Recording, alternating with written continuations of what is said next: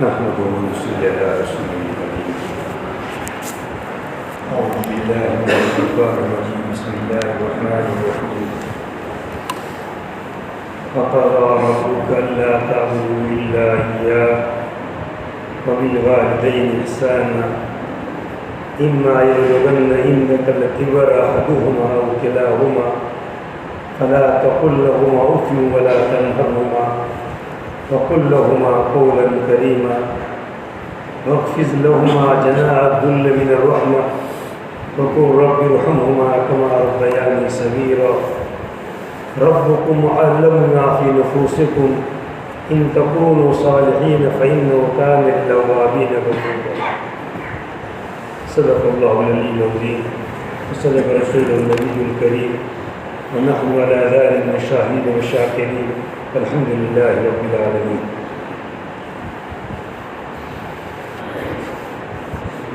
عزیز محترم دینی بھائیوں، آج کا جو موضوع ہے جس کا جو بات چل رہی تھی اس میں کچھ باتیں رہ گئی تھی، اسی موضوع کو پورا کرنا ہے. والدین کی خدمت کے بارے میں. والدین کی خدمت کرنا، ان کو خوش رکھنا، ان سے اچھا سلوک کرنا، یہ اسی طرح فرض اور ضروری ہے جس طرح نماز کا پڑھنا فرض ہے. آپ نے اس کو یہ نہ سمجھے کہ یہ تو معاشرت کا مسئلہ ہے، کیا تو بھی صحیح، نہیں کیا تو بھی صحیح، ایسا مسئلہ نہیں ہے. جسے نماز باقاعدہ پڑھنا فرض ہے، اگر نماز نہیں پڑھے گا آدمی گنہگار بنے گا. تو اسی طرح والدین کی خدمت کرنا، والدین کو خوش رکھنا، والدین سے اچھا برتاؤ کرنا، ان کو تکلیف نہ پہنچنے دینا، یہ خود کلام اللہ کا حکم ہے. جسے نماز کلام اللہ کا حکم ہے، اقیموا الصلاۃ، نماز قائم کرو، یہ نماز اللہ تعالیٰ نے حکم دیا ہے. تو اسی طرح اللہ تعالیٰ ہی نے حکم دیا ہے وبالوالدین احسانا، ماں باپ کے ساتھ اچھا برتاؤ. تو جس طرح نماز کا پڑھنا ہمارے لیے ضروری ہے، اسی طرح ماں باپ کی خدمت کرنا یہ بھی ہمارے لیے بہت زیادہ ضروری ہے. آج کل حالات کے اعتبار سے اس میں بڑی کوتاہیاں ہوتی ہے. لوگ والدین کو کچھ سمجھتے ہی نہیں ہیں، جیسے ان کی عظمت. حتیٰ کہ حدیث میں یہاں تک ذکر کیا گیا، ایک صحابی نبی کریم صلی اللہ علیہ وسلم تشریف لے آئے اور ان کے ساتھ ایک بڑے میاں تھے. پوچھا کہ کون ہے بڑے میاں؟ وہ کہا کہ میرے والد صاحب ہیں. تو آپ نے ان کو ادب سکھلایا نبی کریم صلی اللہ علیہ وسلم نے کہ ان کے آگے بچو، یہ آپ نے تعلیم دی بات ہے. یہاں تک والدین کہا گیا کہ والد سے آگے نہ چلے. ہاں ایک تو وہ کام ہے، وہ مسئلہ ہے، راستہ بتانا ہے، لائٹ ڈالنی ہے، وہ الگ مسئلہ ہے. باقی بغیر ضرورت کے یہاں تک حدیث میں باقاعدہ ادب ذکر کیا گیا ہے کہ باپ کے آگے نہیں چلنا چاہیے بلکہ باپ کے پیچھے چلنا چاہیے. اتنی تعلیمات، ایک مستقل کتاب ہے حقوق والدین کر کے، اس نے بہت سارے آیتوں کو جمع کیا ہے، بہت سارے احادیث کو جمع کیا ہے کہ ماں باپ کی خدمت کرنا اتنا ضروری ہے. کتنے احادیث ہے. مستقل ایک رسالہ ہے مولانا حضرت شیخ زکریا رحمۃ اللہ علیہ نے، جو فضائل اعمال جو ہم پڑھتے ہیں ان کے مصنف ہیں. تو حضرت شیخ رحمۃ اللہ علیہ نے مولانا عاشق الہی صاحب بلشاری کو باقاعدہ حکم دیا کہ تم یہ رسالہ لکھو. جب حضرت کے بعد حضرت شیخ ذکر رحمۃ اللہ علیہ کے اوپر بہت خطوط آئے کہ جس میں والدین کو تکلیف پہنچانے کے بڑے واقعات تھے، تو پھر آپ نے حکم دیا باقاعدہ کہ کتاب تیار کرو. تو حقوق والدین نے مستقل کتاب تیار کی جس میں تمام چیزوں کو ذکر کیا گیا ہے اور جمع کیا گیا ہے. اس لیے ہم ہمارے ماں باپ کو کیا رکھیں؟ خوش رکھیں، بڑی خدمت کریں. یہ خود جو کلام اللہ کی بھی آیت پڑھی گئی اس میں اللہ تعالیٰ کیا فرماتے ہیں اس کو ذرا دیکھیے کہ اللہ تعالیٰ کیا حکم دیتے ہیں. وَقَضَىٰ رَبُّكَ أَلَّا تَعْبُدُوا إِلَّا إِيَّاهُ، آپ کے رب نے حکم دیا ہے کہ تم صرف اللہ ہی کی عبادت کرو. ایک اللہ ہی کی بندگی کرنا ہے، شرک آپ نے نہ کرو. چاہے قبر پرستی کا شرک ہو یہ بھی شرک ہے، بت پرستی کا شرک ہو یہ بھی شرک ہے. لوگ قبر پرستی کو شرک نہیں سمجھتے، بت پرستی کو تو کیا سمجھتے ہیں؟ شرک سمجھتے ہیں. اور قبر پرستی کو لوگ شرک نہیں سمجھتے ہیں. حالانکہ قبر پرستی بھی شرک ہے. کسی نبی کو بھی شریک کیا جائے، کسی ولی کو شریک کیا جائے، یا کسی کو بھی اللہ کا بھاگیدار بنایا جائے تو یہ شرک کرنا حرام ہے، ناجائز ہے، بڑا کبیرہ گناہ ہے، بڑا خطرناک گناہ ہے. ایسا خطرناک گناہ ہے کہ جس کے بارے میں نص کرتی ہے کلام اللہ میں صاف کہہ دیا یہ گناہ کبھی معاف نہیں ہوگا. اس کے علاوہ جتنے گناہ ہیں اللہ تعالیٰ معاف کر سکتے ہیں، باقی شرک کا گناہ اللہ تعالیٰ کبھی معاف نہیں کریں گے. اس کو ہمیشہ ہمیشہ ڈال دیا جائے گا، جہنم میں ڈال دیا جائے گا. کبھی اس کو جہنم سے نکلنے نہیں ملے گا جس نے شرک کیا ہے. اور وہ کس حالت میں ہوئی ہے؟ شرک کی حالت میں. اس لیے اپنے ایمان کی حفاظت کرنا، اپنے ایمان کا بچاؤ کرنا بڑا ضروری ہے. بعض دفعہ معمولی کوئی بیماری ایسی آ جاتی ہے، لوگ علاج معالجات کے اندر ایسے لگ جاتے ہیں کہ شرکیہ کلمات زبان سے بول دینے پڑتے ہیں، شرکیہ افعال کرنے پڑتے ہیں، آدمی کا ایمان چلا جاتا ہے.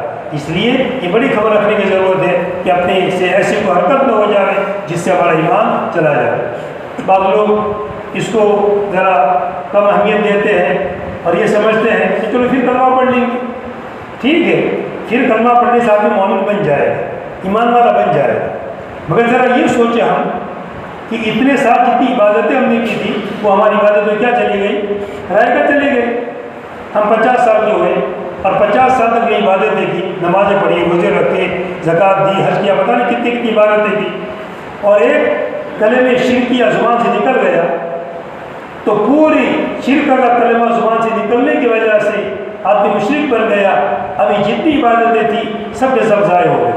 حتیٰ کہ علماء یہاں تک مسئلہ لکھا ہے کہ اگر اس نے حج کیا ہے تو حج بھی بیکار چلا گیا، حج پھر کرنا پڑے گا. اب ٹھیک ہے، پھر اس نے کلمہ پڑھ لیا، ایمان والا بن گیا، جنت مل جائے گی اس کو. مگر اتنے سال تو 50 سال تک محنت کی تھی اور عبادتیں کر کے ایک اونچے درجے پر پہنچا تھا، یہ درجہ تو کیا ہو اس کا؟ بیکار ہو گیا. کیا مطلب اس کا؟ اس لیے ہم اس کو معمولی نہ سمجھے، بڑا خطرناک چیز ہے. تو سب سے پہلے اللہ نے حکم یہ دیا کہ تم میری ہی عبادت کرو، میرے ساتھ کسی کو بھاگیدار اور شریک نہ کرو. وبالوالدین احسان. اب دیکھیے، پہلے اپنی عبادت کا حکم اور فوراً ساتھ میں ملا کر کے اللہ تعالیٰ فرماتے ہیں اور ماں باپ کے ساتھ کیا کرو؟ اچھا برتاؤ کرو. ماں باپ کے ساتھ اس سے سلوک کرو، ان کے ساتھ اچھا برتاؤ کرو. اما یبلغن عندک الکبر احدہما او کلاہما. اگر تمہارے پاس ان دونوں میں سے کوئی ایک بڑھاپے کو پہنچ جاوے یا دونوں کے دونوں بڑھاپے کو پہنچ جائے. خود اللہ تعالیٰ کلام اللہ میں بڑھاپے کا ذکر کیا ہے، اس سے کہ زیادہ خدمت کے محتاج کب ہوتے ہیں ماں باپ؟ بڑھاپے میں. جوانی ہے ماشاء اللہ، چل رہا ہے، پھر رہا ہے، اپنا کام خود کر رہا ہے، تو مسئلہ ہی نہیں. اپنا باپ خود کام کر رہے ہیں، کوئی تکلیف نہیں. ویسے بڑھاپے کی عمر کو پہنچ گئے، اب خدمت کے محتاج ہو گئے. اب دیکھو اولاد کیسی خدمت کرتی ہے، ان کی کیسی خیر خائی کرتی ہے. اب اصل مسئلہ امتحان کا آتا ہے کہ جس والدین نے اپنے چھوٹے بچوں کو جب چھوٹی عمر کے تھے پیشاب پاخانہ یہ سب کس نے صاف کیا؟ ماں نے صاف کیا. پوری گندگی صاف کی. رات کے اندر وہ پیشاب کر جاتا تھا، تری کے اندر وہ سوتی تھی، خشکی کے اندر بچوں کو سلاتا تھا. اور کیسی کیسی ماں تکلیفیں اٹھاتی ہے. اس تکلیف پر ذرا غور کرے آدمی، سوچے کہ ماں نے کیسی کیسی تکلیفیں اٹھائی ہے اور کیسی تکلیفیں برداشت کی ہے. اس سے بڑھاپے میں چڑچڑاپن آ جاتا ہے، ذرا آدمی کا دماغ برابر کام نہیں کرتا ہے، غصہ بھی جلدی آ جاتا ہے. اب ایسے موقع کے اوپر اس وقت خدمت کرنا یہ اصل خدمت ہے. جوانی کے اندر تو کوئی ابا کوئی کسی کو کام نہیں بتاتے ہیں، اپنا کام خود ہی کر لیتے ہیں. اس سے کلام اللہ میں بڑھاپے کا ذکر کیا. جب بڑھاپے کو پہنچ جاوے، دونوں میں سے کوئی ایک بڑھاپے کو پہنچ جاوے یا دونوں کے دونوں بڑھاپے کو پہنچ جاوے، فلا تقل لهما اف، تو ان کو اف بھی مت کرو. اف عربی کا بہت ہی معمولی لفظ ہے. اپنی زبان میں اس کا ترجمہ یہ کیجیے جیسے ابا نے کوئی کام بتایا، امی نے کوئی کام بتایا تو کیا کہا؟ جو بولتے ہیں نا یہ ہو کہنا اتنی بھی کہنے کی اجازت نہیں ہے، یہ بھی غلط طریقہ ہے. ادب سے بولنا چاہیے. اماں نے جو بھی کام بتایا، ابا نے جو بھی کام بتایا، ادب کے ساتھ بجا لینا چاہیے. ہو کرنے کی بھی اجازت نہیں ہے. یہ جائے کہ اس سے اگر اس سے زیادہ کوئی لفظ ہوتا تو خود اللہ تعالیٰ کلام اللہ میں ذکر کرتے، اور اس سے بڑا کوئی لفظ نہیں تھا. یہ سب سے نیچے درجے کا لفظ تھا، اس کو اللہ تعالیٰ نے ذکر کر دیا کہ کبھی ان کو اوپ بھی مت کہنا. تو سب سے پہلا حکم یہ دیا کہ اوپ بھی مت کہنا. بھلا تنہرہما، اور ان کو جھڑکنا بھی مت، کبھی برا بھلا بھی مت کہنا، جھڑکنا بھی مت. ایک حدیث میں ذکر کیا گیا، آپ نے فرمایا نبی کریم صلی اللہ علیہ وسلم نے کہ کوئی اپنے والدین کو گالی نہ دے. یہ بڑا بدترین آدمی ہے جو اپنے ماں باپ کو کیا دے رہے؟ گالی دے رہے. اب وہ زمانہ خیر القرون کا زمانہ تھا. اس زمانے میں تو ایسے بھی لوگ ہیں جو ماں باپ کو گالیاں دے دیتے ہیں، تاکہ اس زمانے کے اندر یہ بات سمجھ میں آنے والی نہیں کہ کوئی اپنے ماں باپ کو گالی دے رہے. تو فوراً صحابہ نے پوچھا اللہ کے رسول ایسا کیسے ہو سکتا ہے کوئی اپنے ماں باپ کو گالی دے رہے؟ تو کوئی بھی نہیں دے گا اپنے ماں باپ کو گالی. تو آپ نے پھر بتایا کہ ٹھیک ہے تم اپنے ماں باپ کو گالی نہیں دو گے، مگر تم نے کسی کی ماں کو گالی دی، کسی کے باپ کو گالی دی، اب اس نے ریٹرن تمہاری ماں کو گالی دی، اس نے ریٹرن تمہارے باپ کو گالی دی، تو تمہارے ماں باپ کو گالی سننی پڑی، کیوں؟ تم نے اس کے ماں باپ کو گالی دی، اس لیے تمہارے ماں باپ کو کیا سننی پڑی؟ گالی سننی پڑی۔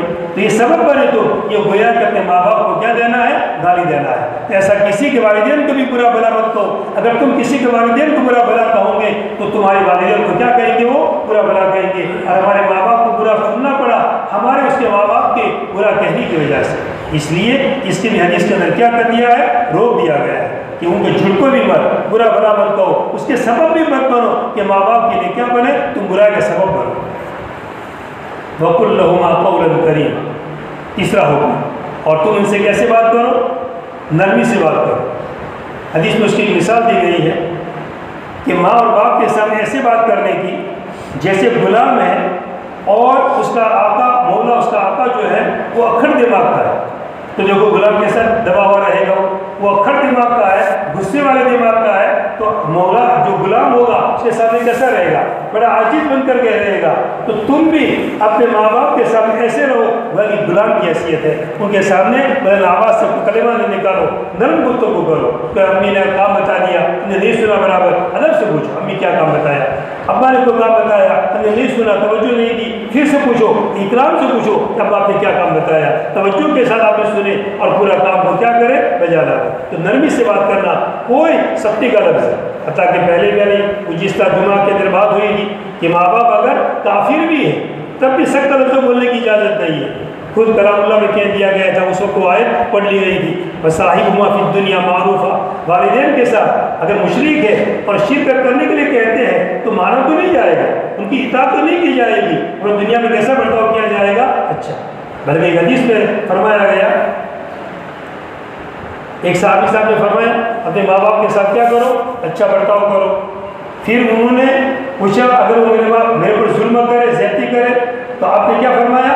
چاہے وہ ظلم کرے، چاہے وہ ظلم کرے، چاہے وہ ظلم، 3 دفعہ آپ نے فرمایا چاہے وہ ظلم کرے، مگر تم کو ظلم کرنے کا اختیار نہیں ہے، تم اپنے حق ادا کرو۔ والدین کی ذمہ داری ہے وہ اپنے اولاد کے حقوق ادا کرے، ان کی ذمہ داری ہے، باقی اولاد کی ذمہ داری ہے کہ چاہے وہ ظلم و زیادتیاں کرے مگر پھر بھی کیسا برتاؤ کرے۔ یہ نہیں کہ میرے ماں باپ میرے حقوق کا ادا کرتے ہیں، وہ زیادتیاں کرتے ہیں تو میں بھی زیادتی کروں، تو یہ تو دونوں برابر بن گئے، یہ تو صلہ رحمی نہیں ہوئی۔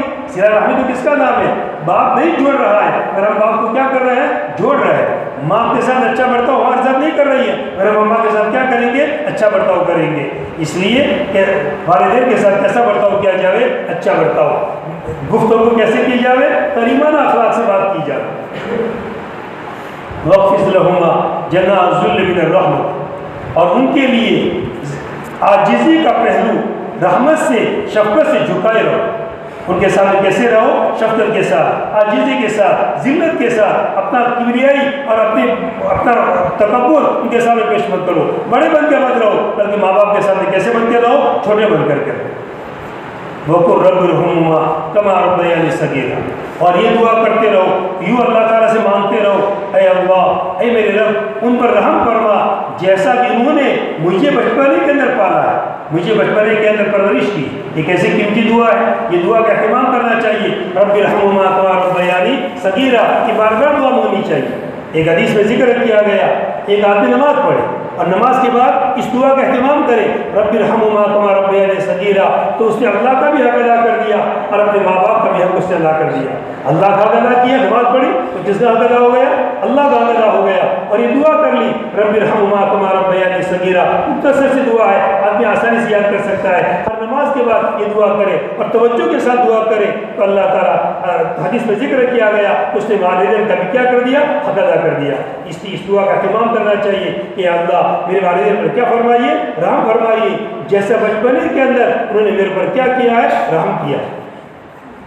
ربکم اعلم بما فی نفوسکم، تمہارا رب جانتا ہے اس چیز کو جو تمہارے دل میں ہے۔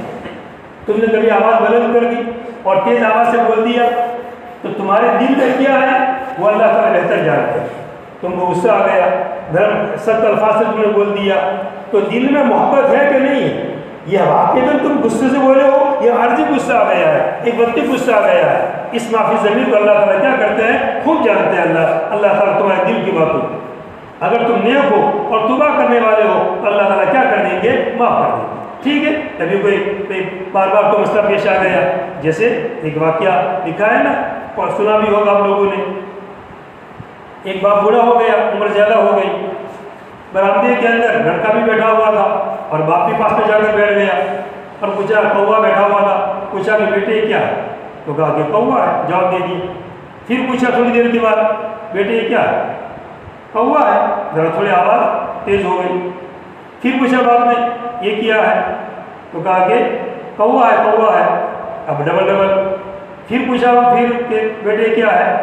تو کہ سمجھ میں نہیں آتا، کتنی دفعہ میں کہہ چکا. اب غصے ہو گئے. تو باپ نے اپنی پرانی کاپی کے اندر، جب بچہ تھا وہ، اس وقت ایک بات لکھی ہوئی تھی. باپ نے، سمجھدار باپ ہوگا، وہ کاپی بک نکالی اور بک نکال کر کے بیٹوں کو بولے، اس کو پڑھو، اس پہ کیا لکھا ہے. جب تم چھوٹے تھے تو تم نے یہی سوال مجھ سے کیا تھا کہ باپ یہ ابا یہ کیا ہے؟ تو میں نے کیا کہا تھا؟ کوا. اور میں نے 25 دفعہ جواب دیا تھا، اور میں نے 25 دفعہ جواب دینے کے بعد بھی برا نہیں مانا تھا، بلکہ میں پیار سے جواب دے رہا تھا کہ میرا چھوٹا بچہ، میرا ننھا سا بچہ یہ سوال کر رہا ہے. تو میں نے 25 دفعہ تمہیں جواب دیا تھا، اب تمہیں 5 دفعہ جواب دینا پڑ رہا ہے. تمہیں کیا پڑ گیا؟ بھاری پڑ گیا. اس لیے تم نے کیسے زبان سے نکالا ہے، کیسا سخت لفظ نکالا ہے، یہ اللہ تعالیٰ تمہاری معافی ضمیر کو اور دل کی بات کو خوب جانتے ہیں. اگر کبھی ایسا عارضی غصہ آ گیا اور تم نے تمہاری استغفار کر لی تو اللہ تعالیٰ کیا کر دیں گے؟ معاف کر دیں گے. مگر دل میں ہی برائی آ گئی ہے اور دل میں کوئی گڑبڑ ہو گئی ہے تو اللہ تعالیٰ بہتر جانتے ہیں کہ دل میں والدین کے بارے میں کوئی دوسرا پہلو، غلط پہلو، کوئی حسد کا پہلو یا کسی لائن کا پہلو یہ کوئی دل میں آنا نہیں چاہیے. اس پر آدمی کو بہت زیادہ کیا رکھنی چاہیے؟ توجہ رکھنی چاہیے.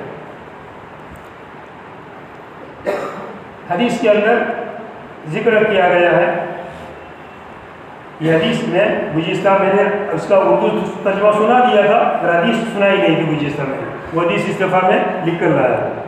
ان رسول اللہ صلی اللہ علیہ وسلم قال ما من ولد بار ينظر الى والديه نظرة رحمة الا كتب الله له بكل نظرة حجة مبرورة.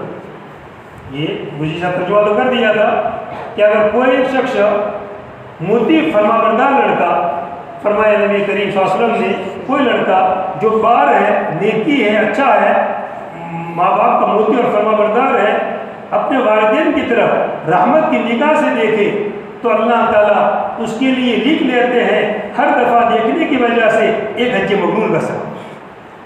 نیک مطیع فرما بردار لڑکا ہے اور ماں باپ کو دیکھا شفقت کی نگاہ سے، رحمت کی نگاہ سے دیکھا، کتنا ثواب مل جائے گا؟ ایک حج مبرور کا ثواب مل جائے گا. حتیٰ کہ صحابہ نے سوال کیا کہ اللہ کا رسول اگر تو 100 دفعہ دیکھے تو کہا کہ 100 دفعہ ثواب ملے گا. 100 حج مبرور کا کتنا بڑا ثواب. اب والدین، اب جن کے والدین موجود ہیں کتنی قدر کی ضرورت ہے کہ آدمی ان کی قدر کر لے رہے. میں نے یہ نعمت، اب ہمارے والدین چلے گئے، اب یہ نعمت ہمارا آدمی نہیں رہی، ہم کیا کر سکتے ہیں؟ کچھ بھی نہیں. اب جو کرنا تھا کر لیا، باقی اب تو کوئی ہے نہیں راستہ. اب ٹھیک ہے، اس سارے ثواب کرتے رہو، فائدہ پہنچا تو الگ مسئلہ ہے. اب یہ ثواب جو ملتا تھا ایک دفعہ دیکھنے کی وجہ سے، ایک حج مبرور کا ثواب ملتا تھا، وہی تو ثواب ہمارے ہاتھ سے کیا چلا گیا. تو جس کے والدین زندہ ہے وہ اس نعمت کو غنیمت سمجھے، یہ بہت بڑی نعمت اللہ کی.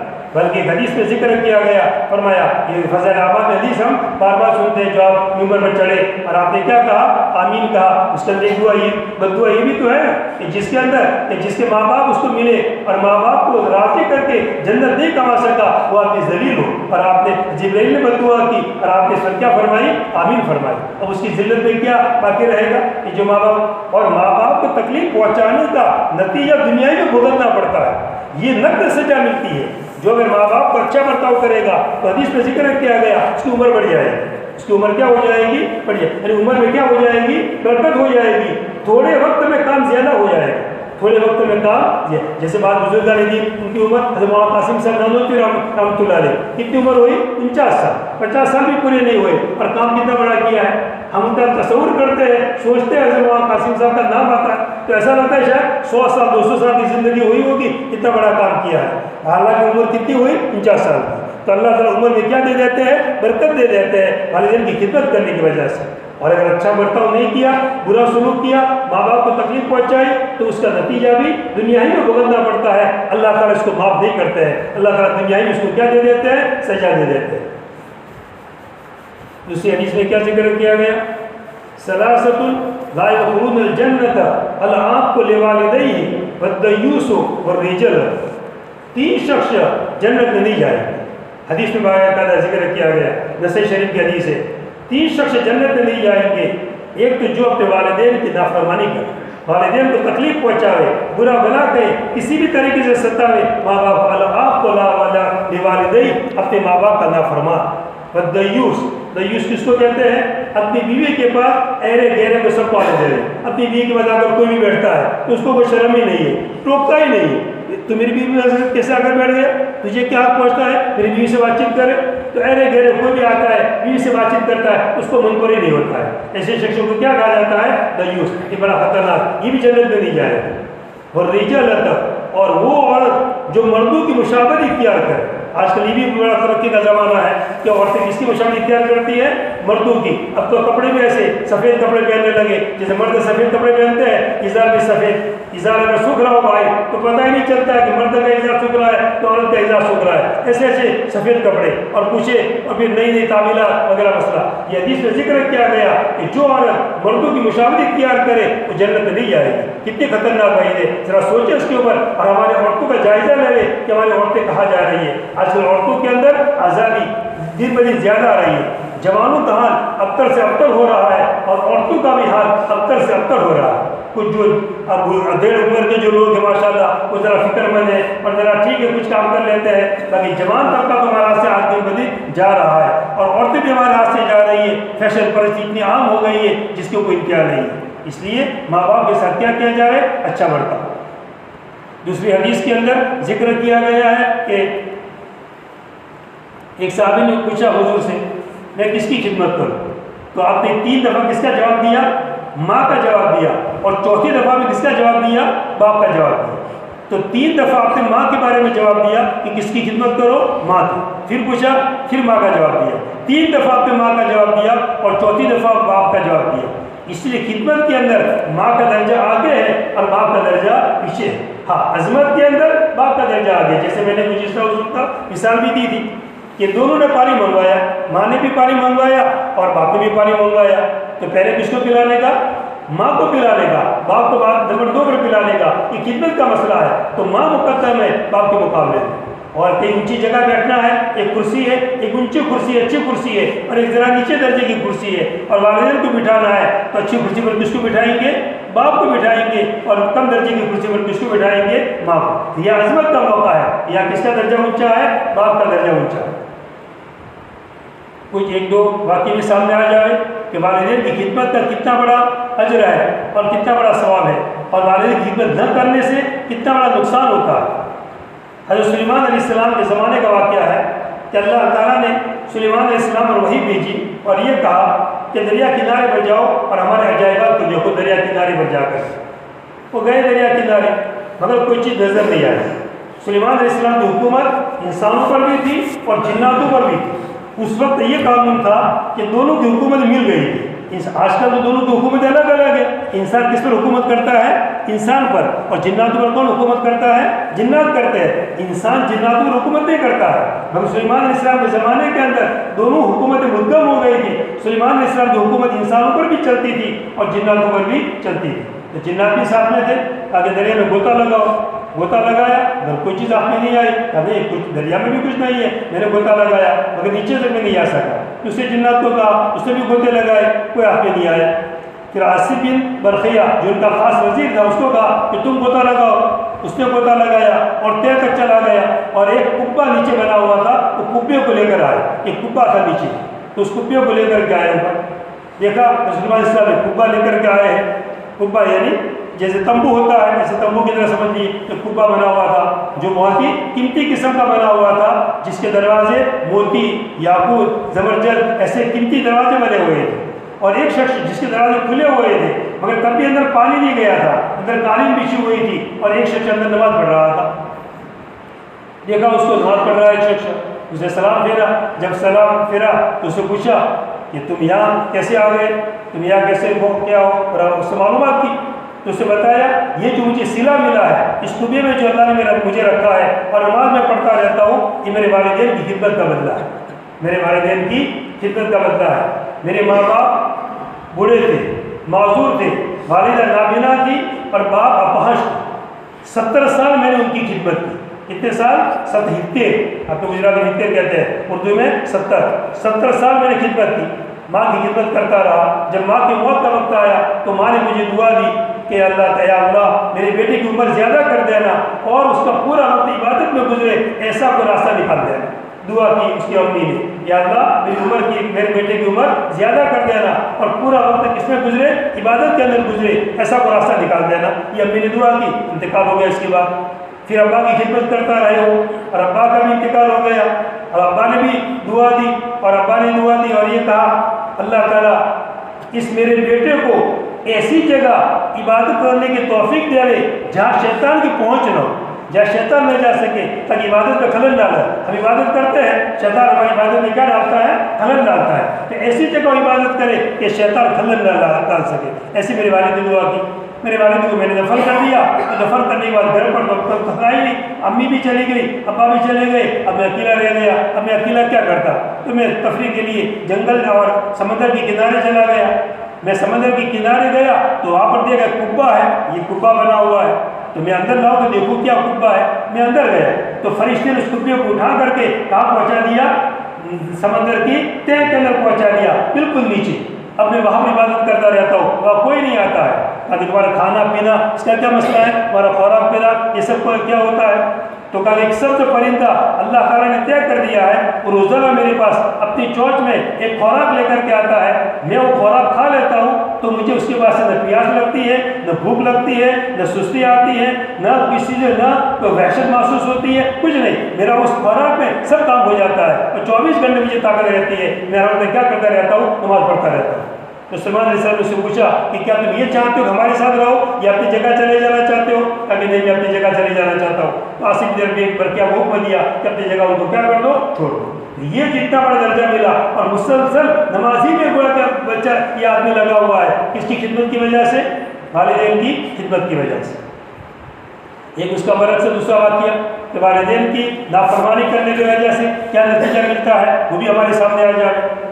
اسی طرح ایک شخص تھا کہ جو اپنے والدہ کی خدمت کرتا رہتا تھا، مگر اس کو حج کا شوق تھا کہ مجھے حج کے لیے جانا ہے، تو بار بار امی سے اجازت لیتا تھا کہ امی اجازت دو تو میں حج میں چلا جاؤں۔ تو امی کہتی تھی کہ میں بڑھیا ہوں، میں اکیلی ہوں، اب تم اگر چلے جاؤ گے میں کس کے پاس جاؤں گی؟ تو دوسرا بیٹا تو ہے نہیں، کون خدمت کرے؟ تم کس کے پاس چھوڑ کے جاؤ گے؟ میری کون خدمت کرے گا؟ اور حج تو ایک دن میں تو ہو نہیں جائے گا۔ اس کے پہلے جو زمانے میں حج ہوتا تھا وہ تو کتنے مہینے لگتے تھے؟ 6 مہینے، 7 مہینے لگتے تھے، لمبے زمانہ لگتا تھا، قافلے جاتے تھے اور قافلے کے ساتھ لوگ جاتے تھے مستقل، اس لیے لمبا زمانہ لگ جاتا تھا۔ اس لیے ابھی مت جاؤ، آئندہ جب کبھی موقع ملے گا دیکھ لینا۔ مگر شوق بہت تھا، ایک دفعہ اجازت دی نہیں اور قافلہ حج کا جا رہا تھا تو قافلے کے ساتھ کیا ہو گیا؟ وہ روانہ ہو گئے اور امی سے اجازت بھی نہیں لی اور روانہ ہو گئے۔ اب قافلہ آگے بڑھا، چلتا رہا، ایک شہر کے قریب پڑاؤ ڈالا۔ اب یہ بچہ بھی جو ماں کا خادم تھا، جو بیٹا تھا، وہ بھی ساتھ میں تھا قافلے کا۔ اب قافلے والے شہر کے اندر چیزیں خریدنے کے چلے گئے، کوئی ادھر ادھر سب چلا گیا۔ اب اس نے دیکھا میں اکیلا کیا کروں گا، چلو میں بھی مسجد میں چلا جاؤں، مسجد میں جا کے عبادت کروں۔ وہ مسجد میں چلا گیا اور نماز پڑھنے لگا۔ اسی رات یہ واقعہ پیش آیا کہ شہر میں چوری ہوئی۔ شہر میں کیا ہوئی؟ چوری ہوئی۔ تو جانچ کی گئی، پکڑو بھائی کون چور ہے، کس نے چوری کی ہے۔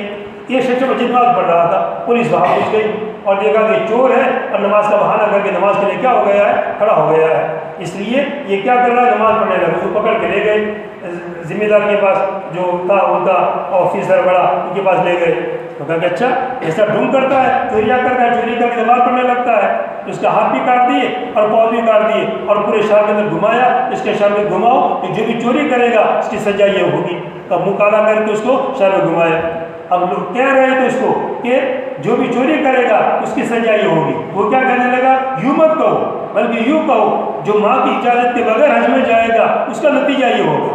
جو ماں کی اجازت کے بغیر حج میں جائے گا اس کا نتیجہ یہ ہوگا، یہ کہو۔ اب وہ بار بار یہ کہے ایسا کیوں؟ اس نے بتائی پھر حقیقت پوری، ایسا مسئلہ ہے، میں چور بور کچھ نہیں ہوں، کہ ماں کی اجازت کے بغیر گیا، میں تو نماز ہی پڑھ رہا تھا۔ اب لوگوں کو پتا چلا کہ اچھا یہ تو فلاں شخص ہے، لوگ اس کو جانتے تھے، شہرت تھی پورے علاقے کے اندر کہ فلاں بیٹا اپنی ماں کی بہت خدمت کرتا ہے، ماں بھی بڑی عابدہ تھی، رابعہ بصریہ کی طرح عبادت گزار تھی، اور بیٹا بھی بڑا خدمت گزار تھا۔ تو لوگوں کو پتا چلا کہ اچھا یہ آدمی ہے، اس کو ذمہ آفیسر کو جا کر کہا کہ تو نے کیا کیا، اس بزرگ تو بڑا نیک آدمی ہے، تو نے ایسا کیا۔ اس نے معافی مانگی، کہ اچھا ایسا کرو میرے ماں کے گھر پر مجھے چھوڑ دو، امی کو کچھ بتاؤ مت، میرے ماں کے گھر پر چھوڑ دو۔ تو امی کے گھر پر چھوڑ دیا۔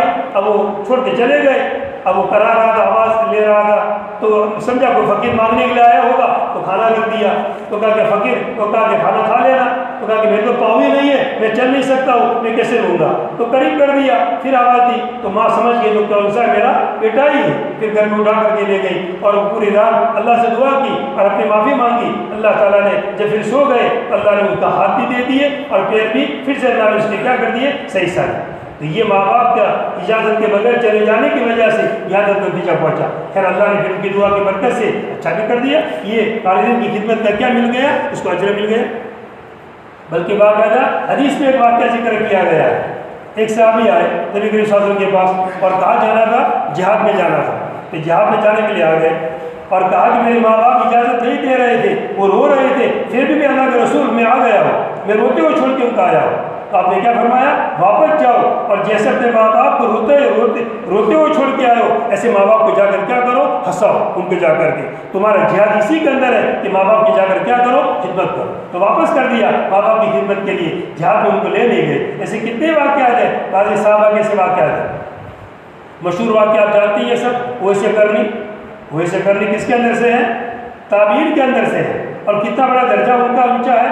خیر التعبیر ان کو کہا جاتا ہے، تمام تعبیر میں سب سے بہتر اعلیٰ درجہ اگر کوئی ہے، جیسے صحابہ میں سب سے اول نمبر پر کون ہے، ابوبکر صدیق رضی اللہ تعالیٰ عنہ۔ اسی طرح تعبیر میں سب سے اول نمبر کے اوپر کون ہے، وہ ویسے کرنی۔ اتنا اونچا درجہ ہے کہ نبی کریم صلی اللہ علیہ وسلم نے حضرت عمر رضی اللہ تعالیٰ عنہ کو یہ فرمایا کہ عمر، کرن سے ایک شخص آئے گا، یمن سے ایک شخص آئے گا جس کا حلیہ ایسا ہوگا، تم اس سے دعا کی درخواست کرنا۔ حضرت عمر رضی اللہ تعالیٰ عنہ کتنے بڑے صحابی، خلیفہ ثانی، اور کتنا بڑا اونچا درجہ، نمبر 2 پر خلیفہ ہے، اتنا بڑا درجہ۔ ان سے حضور کہہ رہے ہیں ایسے نام کا شخص آئے گا جس کا حلیہ ایسا ہوگا، ان سے جا کر کیا کروانا، دعا کروانا۔ اب یمن کے قافلے آتے تھے تو لوگوں کو جا کر ملتے تھے جو عمر رضی اللہ تعالیٰ عنہ۔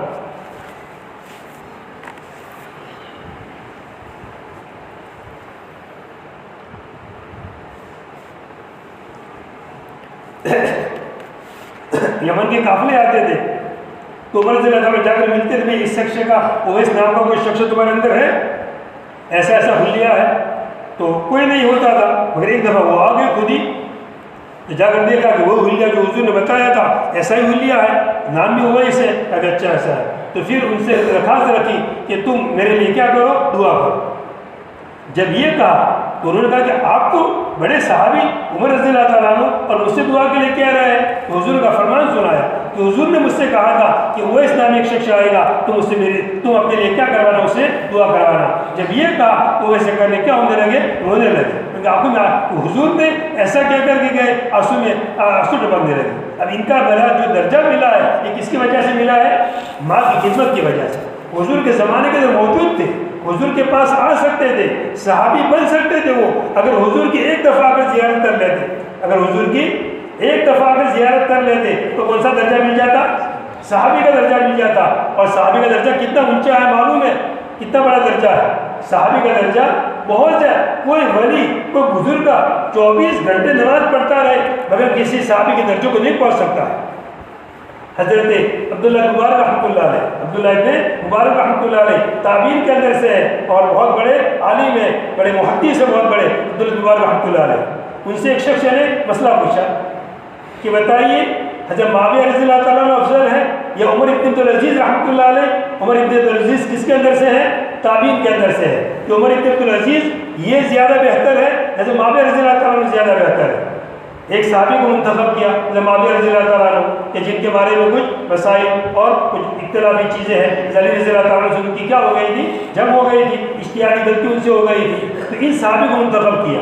اور عمر ابن عبدالعزیز جو تعبیر کے اندر سے اور جن کی خلافت، جن کو عمر ثانی کہا جاتا ہے، جن کی خلافت راشدہ کہی جاتی ہے، خلیفہ خامس کہی جاتا ہے، खलीफा खामिस इनको कहा जाता है, इनका इंतखाब किया, इन दो का टकराव किया। तो हज़रत अब्दुल्लाह बिन मुबारक रहमतुल्लाह अलैह ने क्या जवाब दिया? वो जवाब सुने सहाबी का क्या दर्जा है। तो जब मुआविया का नाम लेते हो, जब मुआविया को छोड़ो, उनके घोड़े के नाक के अंदर जो गर्द और जो जिहाद के अंदर जाते वक्त जो गर्द उनके नाक में चली गई, उस घोड़े की गर्द के बराबर भी उमर इब्न अब्दुल नहीं हो सकते हैं। ये सहाबी का दर्जा, ऐसे ऊंचे सहाबी। अब एक दफ़ा वैसे करने अगर हुजूर की ज़ियारत कर लेते तो क्या बन जाते? सहाबी।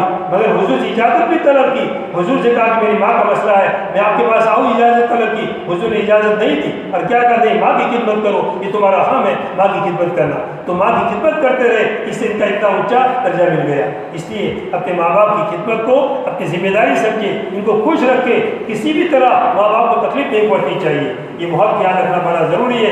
आजकल के हालात के हिसाब से लोग वालिदैन को कुछ अहमियत नहीं देते हैं, बल्कि जरा की कोई ज़रा पढ़ा लिखा ज़्यादा बन जाता है और जो कॉलेज करने लगता है या वो स्कूल का रास्ता इख्तियार कर लेता है, वो तो माँ बाप को कुछ समझता ही नहीं है, वो तो कुछ गोया की वैल्यू ही नहीं देता है। अगर कोई आजकल के जैसे मोबाइल का ज़माना है, अब मोबाइल के अंदर कुछ अब्बा ने पूछ लिया तो मन को खबर ना पड़ा, बस ऐसा कह देंगे कि तुमको कुछ पता नहीं चलेगा, यानी जवाब भी नहीं देंगे माँ बाप को।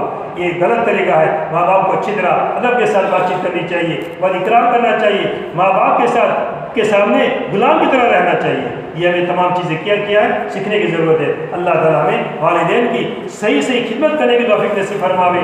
और वालिदैन की भी जिम्मेदारी है औलाद के हुकूक के बारे में, वो तो मैंने मुस्तकिल एक दफ़ा बयान कर दिया था कि वाले औलाद के हुकूक क्या क्या है, अलग मसला है। दुआ करें अल्लाह ताला हम सबको तौफीक नसीब फरमाए।